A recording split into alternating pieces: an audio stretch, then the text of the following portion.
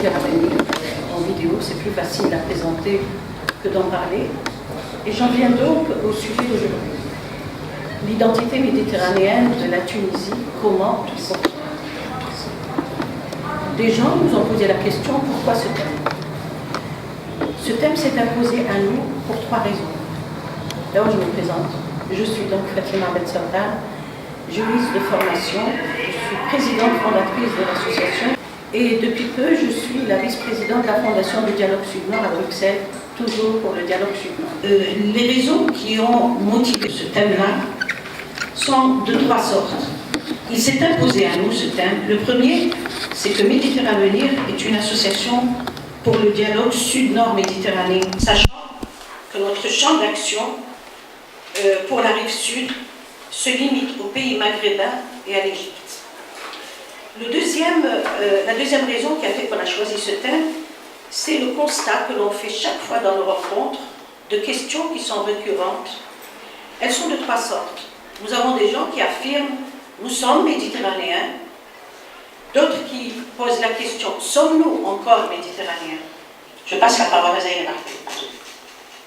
Merci Fatima. Je vais commencer aussi par remercier tous ceux qui sont venus ce matin et qui ont voulu prendre le temps de venir écouter et surtout d'être réactifs avec nous sur ce débat qui ne fait que nous préoccuper et qui ne fait que justement nous pousser à nous poser des questions, bien sûr, après tout le débat qui a eu lieu à l'AFP, et bien sûr que vous en êtes tout à fait conscients.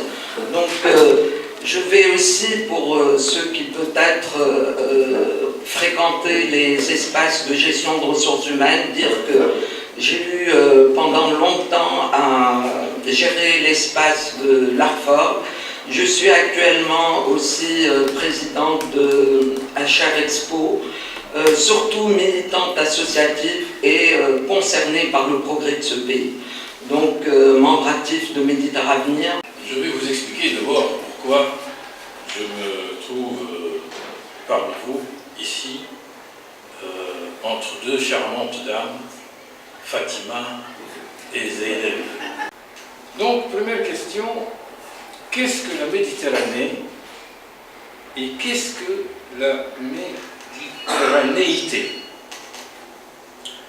Cette question paraît évidente. En fait, c'est une question fondamentale.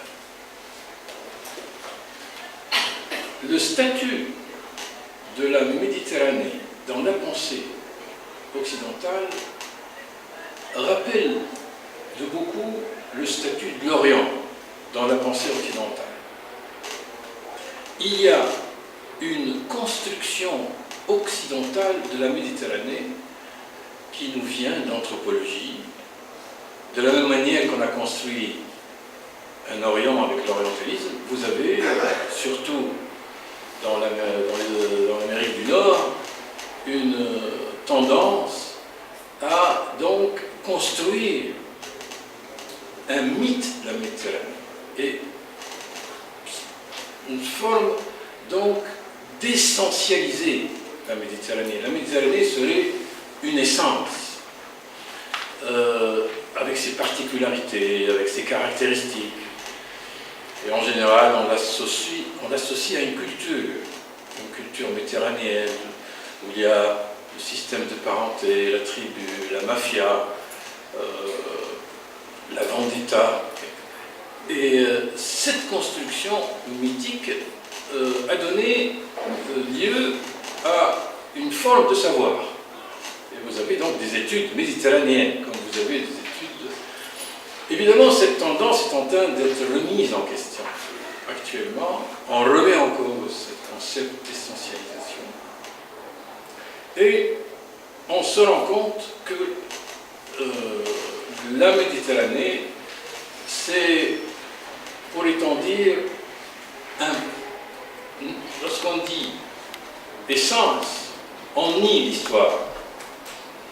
Et la meilleure manière de remettre en cause cette essentialisation, c'est de revenir à l'histoire. À savoir la langue, la culture des 2 rives, ne sont pas exactement des paramètres d'opposition, mais des paramètres de rapprochement, à la condition qui soient lus à travers les écluses de la Méditerranée.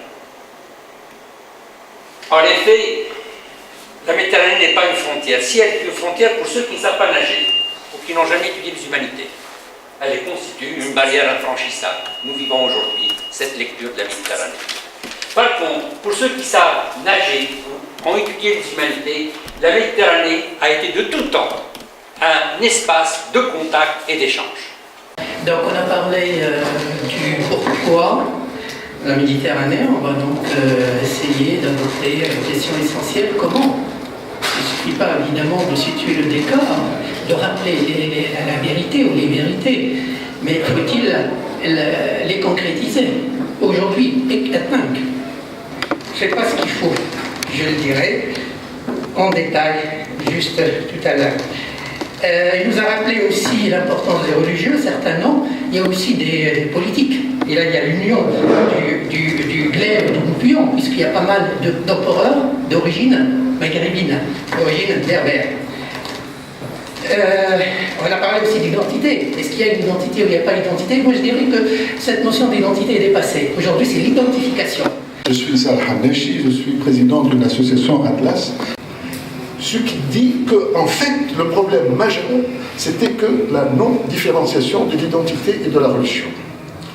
Du fait qu'il n'y a pas eu un concept de nation interterritoriale, d'une identité territoriale indépendante de l'identité religieuse. Bonjour, je suis Amina Rafeoui, je suis universitaire germaniste. Ma question serait à M. Sadem, avec grand respect, est-ce qu'à la faculté de médecine, est-ce qu'on pense à faire quelque chose pour rectifier le tir et à faire des ponts pour que les lettres soient reconnues en tant qu'activité humaine contribuant à la reconnaissance de l'autre?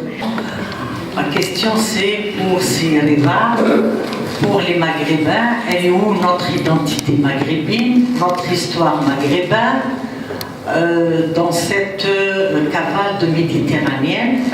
Donc nous vivons dans les pays du Maghreb, de la Libye à l'Algérie, la deuxième invasion des Vandales par le terrorisme et l'islamisme.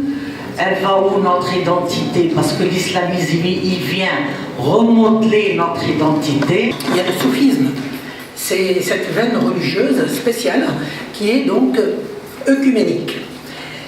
Et c'est lui qui peut peut-être faire le lien avec la tradition judéo-chrétienne. Répondant à la question de Mme Fratman, qui m'a posé la question sur l'échange des jeunes et comment on pourrait voir les relations autrement. C'est bien ça la question. Donc, de mon point de vue, il serait intéressant dès le départ de voir sur le plan déjà académique et universitaire. Ça, c'est la base. Tout d'abord, je voudrais dire que l'avant-dernier matin multiculturel que nous avons organisé était un matin sur la bibliothèque d'Alexandrie. L'apport de la bibliothèque d'Alexandrie à la Méditerranée. Et je dirais que nous sommes sortis tous envoûtés par ce qui a été présenté sur la puissance de cette bibliothèque et son apport à la Méditerranée. Je ne cesserai de remercier les intervenants, les participants, de pouvoir être mobilisés autour de ces questions, ce dont on essaiera d'en faire des recommandations à monter plus haut, comme quoi la société civile a sa part dans cette construction de la Tunisie nouvelle. Et je terminerai par un mot. En Corse, il existe une compagnie de navigation qui a intitulé sa croisière « La Méditerranée, ma patrie ». Je ne dis pas qu'elle devrait être une patrie, mais c'est quand même à réfléchir. Tout en étant tunisien, algérien, marocain, ne peut-on pas penser à quelque chose qui puisse nous réunir, non pas juste pour nous réunir, mais vers plus de paix, car c'est la division qui est en train d'engendrer aujourd'hui tous les conflits. Et peut-être faut-il penser à quelque chose qui nous unit, même par le mot, la patrie, pourquoi pas, pour dire à l'autre que je ne suis pas ton ennemi, et donc il est temps qu'on se prenne en charge, et comme a dit ici Farhat, avec donc l'apport à la fois du Nord sur cette question, si ce n'est que pour offrir à nos jeunes, comme dit Messi, comme la commission jeune qui est derrière moi, un avenir beaucoup plus radieux dans nos pays et dans notre Méditerranée. Merci.